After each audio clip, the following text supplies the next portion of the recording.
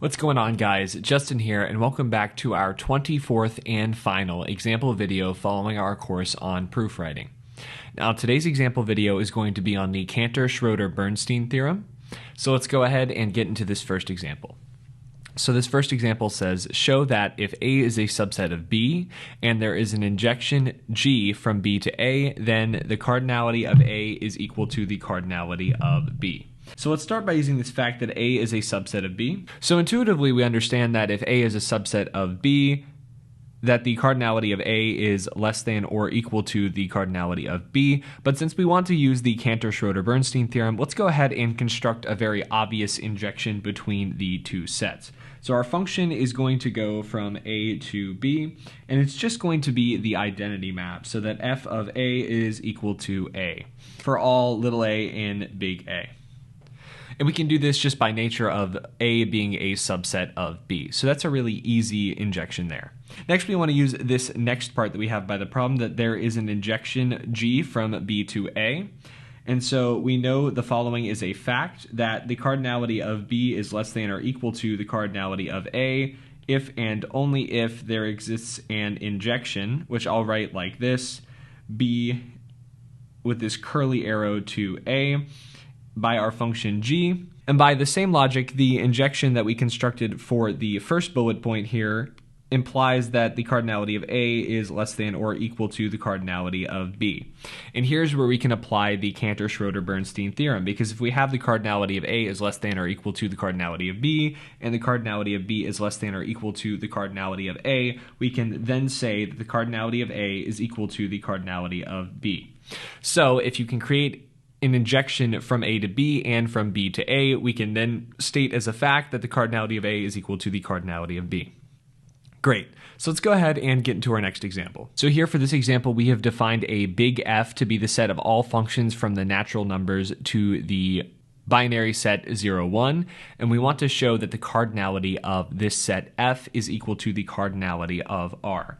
Now, in order to do this, we're going to use the following fact, and that's that the cardinality of the reals is equal to the cardinality of the power set of the natural numbers. So we're going to go ahead and define a function which we're going to call little f, and we're going to let little f go from our big F, which we have defined in our problem statement here, and it will go to the power set of the natural numbers. And so the goal here would be showing that this big F is equinumerous to the power set of the naturals, which will then by transitivity imply that the cardinality of F is equal to the cardinality of the reals. So let's go ahead and define our function little f here. So given phi, which is in F, and remember that F is a set of functions, so phi will be a function in this case, we are going to let our function little f be defined in the following way. F acting on our function phi is equal to the set of all natural numbers n, such that phi of n is equal to 1. Great.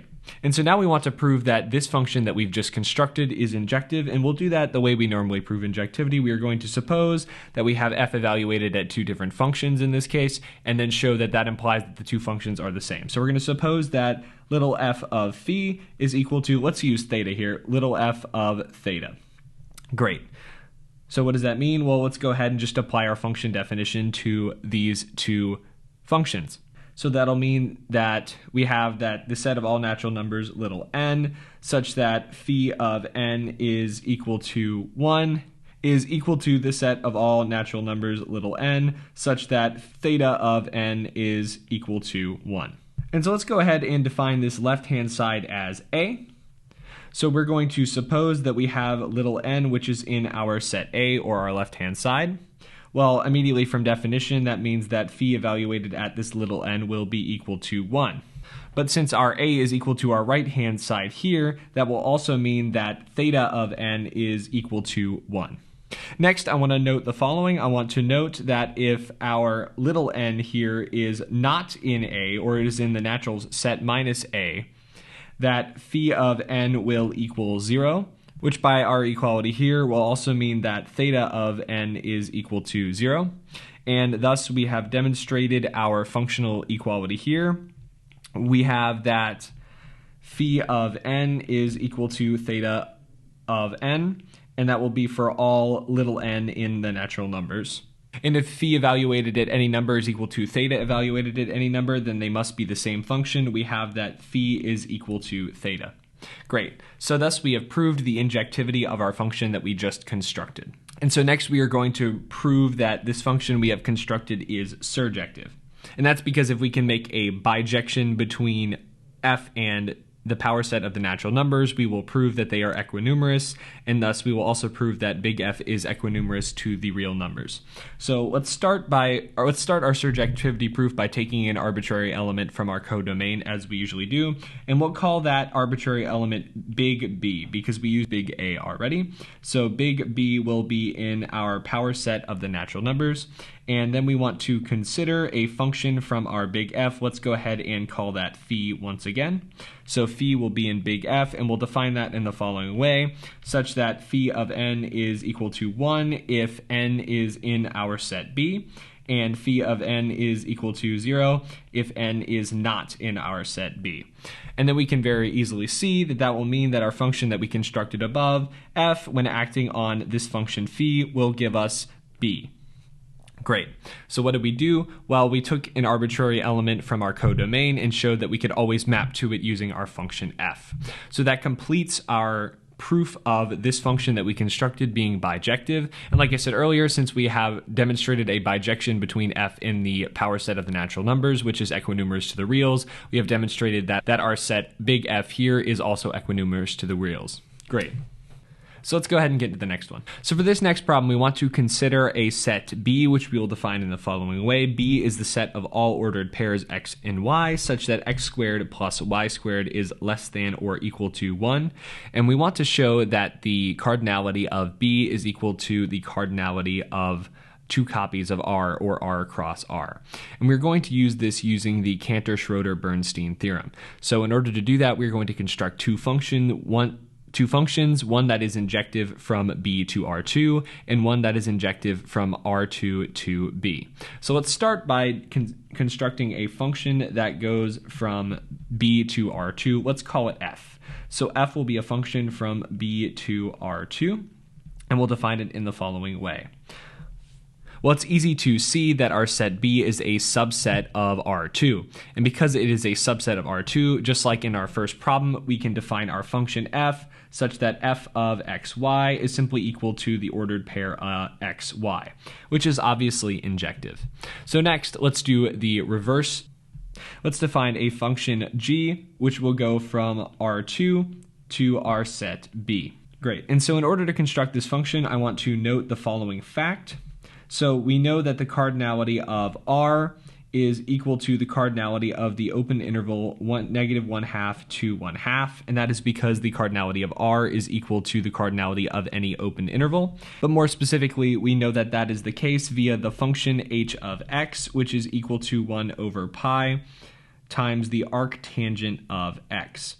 So we're going to use the fact that this maps all of R2 within our codomain B as we want. So we're going to define our function g of xy in the following way. G of xy will equal 1 over pi times the arctangent of x for our x value, and it will equal 1 over pi times the arctangent of y for our y value. So let me kind of draw a picture so you can see what's going on. So we'll have our axis here with the reals. This is R2, and it's completely filled in because R2 is just all real numbers on the two-dimensional plane. It's our whole xy axis here. And so that is being mapped or projected, whichever you prefer, onto the following plane. So we have our circle here, which represents our x squared plus y squared less than or equal to 1. It's the unit circle. And we are scaling the reals down to a little square here inside of our circle, which is injective. Great. So since we have an injective function from B to R2 and an injective function from R2 to B by the Cantor-Schroeder-Bernstein theorem, we know that the cardinality of B is equal to the cardinality of A. So I'll just write that at the bottom here. Cardinality of B is equal to the cardinality of R2. I think I said A earlier. So that finishes this problem off. So let's go ahead and get into the next one. So for this one, we want to show that the cardinality of R2 is equal to the cardinality of R. And it looks like we're missing the other end of our symbol there. So we're going to do this by first demonstrating the fact that the cardinality of the open interval 0, 1 is equal to the cardinality of the open interval 0, 1 cross 0, 1. And then we are going to use that to show that the open interval 0, 1 cross 0, 1 is equal to R2. So by transitivity, we will have that the cardinality of R is equal to the cardinality of R2. So let's go ahead and start by demonstrating that the cardinality of the open interval 0, 1 cross 0, 1 is equinumerous to just the open interval 0, 1. So first we're going to consider a function, and let's go from 0, 1 cross 0, 1 to 1 first. So we'll call this function f. And like I said, it will go from 0, 1 cross 0, 1 to just the open interval 0, 1. And we'll define this as a function of f of x, y, and we'll define x and y in the following way.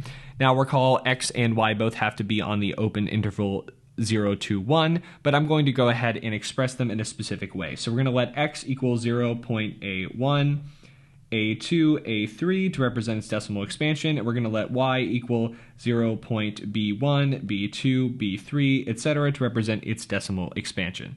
So then we're going to let f of xy equal 0.a1, b1, a2, b2, etc., alternating all the way down, and we're going to just call that decimal expansion z. And so we want to show that this function that we have just constructed is in fact injective. So we're going to start like we do all injective proofs. We're going to start by supposing that f of xy is equal to f of, let's just call it wz. And we'll define our x and y as we have defined above, and we'll define our w and z in the following way. Let's let w equal 0.c1, c2 all the way down, and we'll let z equal 0.d1, d2 all the way down. And since we have that f of xy is equal to f of wz, that means we can write the following equality. We'll have that 0.a1, b1, a2, b2 all the way down is equal to 0.c1, d1, c2, d2 all the way down. But in order for these two decimal expansions to be equal to each other, all of our ai must be equal to our ci, and our bi must be equal to our di. Thus, we have proved that our ordered pair xy is equal to our ordered pair w and z. So next, we are going to prove that this function is surjective. And we're going to do that the same way we start all of our surjective proofs. We are going to start by taking an arbitrary element from our codomain, which in this case is 0, 1. So we're going to let, let's call it z like we did earlier, be in our open interval 0, 1. Such that z is defined as we had above. Z is equal to 0.a1, b1, a2, b2, etc. all the way down. And then we are going to define x and y as we did above. So we're going to let our x equal 0.a1, a2 all the way down, and y equal 0.b1, b2 all the way down. And then we want to note that if we evaluate our function at xy, we will get z. So we started with an arbitrary element from our codomain and then showed that we can always map to it with our function f. Great. So thus we have proved that this function that we described is a bijection, and we have proved that the open interval 0, 1 is equinumerous to the open interval 0, 1 cross 0, 1. So let's go ahead and now prove that 0, 1 cross 0, 1 is equinumerous with the reals. And we're going to do this the same way that we proved that 0, 1 cross 0, 1 is equinumerous with 0, 1. We're going to write a function that is a bijection between the two. So let's call this bijection big F since we used little f earlier, and we'll define it from 0, 1 cross 0, 1 to R2. And we'll define that function in the following way. So it is defined by big F of xy is equal to the tangent of pi x minus pi over 2 and tangent of pi y minus pi over 2. Great. So now we just want to prove that this is injective and surjective, and we will have completed our proof. So let's start with injectivity here, and we're going to do that the same way we always do. We're going to suppose that big F evaluated at the ordered pair AB is equal to big F evaluated at the ordered pair CD. And we want to use that to show that C is equal to A and D is equal to B. So we can go ahead and apply our function definition to our two ordered pairs there. But let's start with the first equality, which will be our function evaluated at a. So that'll give us that the tangent of pi times a minus pi over 2 is equal to the tangent of pi times c minus pi over 2. And now we can take the inverse tangent of both sides, and we will get that pi a minus pi over 2 is equal to pi c minus pi over 2. And now we can add pi over 2 to both sides and divide by pi, and we can very easily see that that means a is equal to c. And like I said, the argument for b being equal to d is exactly symmetrical to this, so I won't bother getting into it. But we have a equals c and b equals d, which means we have proved that this function is injective. So I'll go ahead and write that f is injective. Great. So now let's go ahead and get into our surjectivity proof. And in order to do our surjectivity proof, we're going to want to do some scratch work here. So to start our scratch work, we're going to start with f of xy is equal to an ordered pair wz. And we want to work to the point where we'll have something we can substitute in for our surjectivity proof. So if we have f of xy is equal to wz, that means we'll have the following two equations. We'll have that the tangent of pi times x minus pi over 2 is equal to w, but we'll also have that the tangent of pi times y minus pi over 2 is equal to z. And just like before, the argument will be exactly symmetrical, so only work out our left-hand side here. So we can take the inverse tangent of both sides, and we will get that pi x minus pi over 2 is equal to the inverse tangent of w. But then we can add pi over 2 to both sides and divide by pi, and we will get that x is equal to the inverse tangent of w plus pi over 2 all over pi. And like I said, because it's a symmetrical argument, that will give us on the right, for our right equation, we'll have that y is equal to the inverse tangent of z plus pi over 2 all over pi. Great. So we're going to use that to complete our surjectivity proof. So we want to note the following for our surjectivity proof. We can take f evaluated at the inverse tangent of w plus pi over 2 all over pi, comma, the inverse tangent of z plus pi over 2 all over pi, and that will give us the ordered pair wz. So we can always map to an arbitrary element from our codomain using our function, and thus this function that we have constructed is surjective, and because we already proved injectivity, it is bijective. So what did we prove? Well, we proved that the open interval 0, 1 is equinumerous to 0, 1 cross 0, 1, and we already know that the open interval 0, 1 is equinumerous to the reals. So by transitivity, we now have proved that the cardinality of the reals is equal to the cardinality of r cross r. Great. So let's go ahead and get into the next one. So for this last one, we want to show that three different sets are equinumerous with R. We're going to do this kind of rapid fire. So we want to show that R is equinumerous to the closed interval 0, 1 and to the open interval a to infinity, and also lastly to the set of all ordered pairs x and y and R2 such that x squared plus y squared is equal to 1. So let's start with the first one, which will be R and the open interval 0 to 1. Great. So first, let's go ahead and construct a function, let's call it f, that will go from the open interval 0, 1 to r. Well, that's very straightforward, as we know that 0, 1 is very well contained within r, so we can just use the identity map there, such that x is mapped to itself. Great. So second, we want to go ahead and map the reals to the closed interval 0, 1. And we're going to do that in the following way. Let's define our function g, and it will go from, like I said, the reals to our closed interval 0, 1. And we will define that using a function that should look familiar to you from earlier. We'll have that g of x is equal to 1 over pi times the arctangent of x plus 1/2. And that will do it for an injection from the reals to 0, 1. Next, let's go ahead and prove that the reals are equinumerous to the open interval a to infinity. So let me go ahead and write out that that's what we're doing now. We'll have the reals and a infinity. And let's go ahead and start with a map from the reals to a infinity. So like I said, let's call this function f, and it will go from the reals to a infinity, and we'll define that function in the following way. F of x is going to be equal to e to the x plus a. And that's because the function f of x is equal to e to the x will map the reals to the open interval 0 to infinity, and so we're just going to shift it over by a to satisfy the left-hand side of our interval there. Great. So next, let's go ahead and do a map from a infinity to the reals, but just like our open interval 0 to 1, we know that a comma infinity is contained within the reals. So we can write a map g from a infinity to r in the following way, where g is just the identity map and it maps x to itself. As like I said, a infinity is contained within the reals. So for the last one, it's a little bit trickier.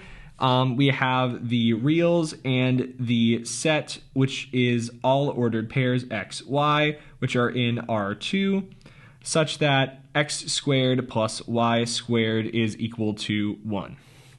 Great. And we're actually going to do this using the concept of stereographic projection.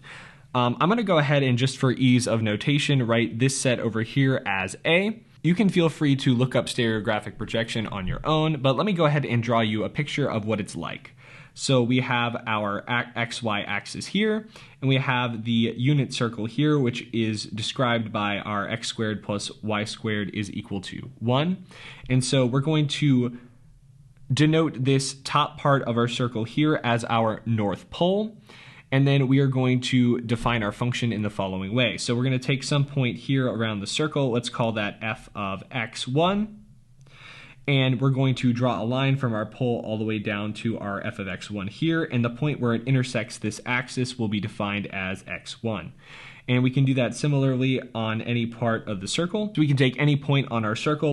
Let's pick this one right here. We can call this f of x2, and we will project a line down here to our axis down here, and this will be our x2.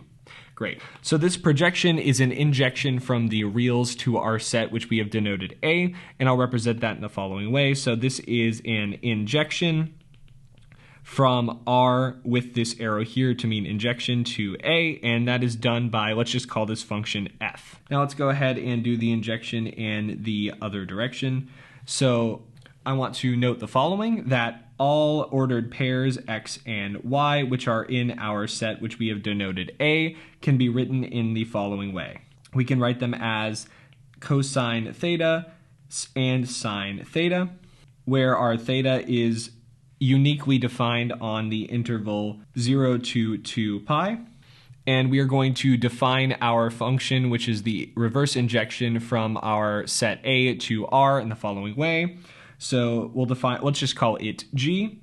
We'll have g go from A to R in the following way. G of xy is equal to theta. Great. So since we have an injection from the reals to A and we have an injection from A to the reals, we have, by the Cantor-Schroeder-Bernstein theorem, showed that these two sets are equinumerous. I didn't really go into detail on the ones for this last problem, so if you want to, you can explore some of the details of these functions if you want, and then maybe post about it in the comments.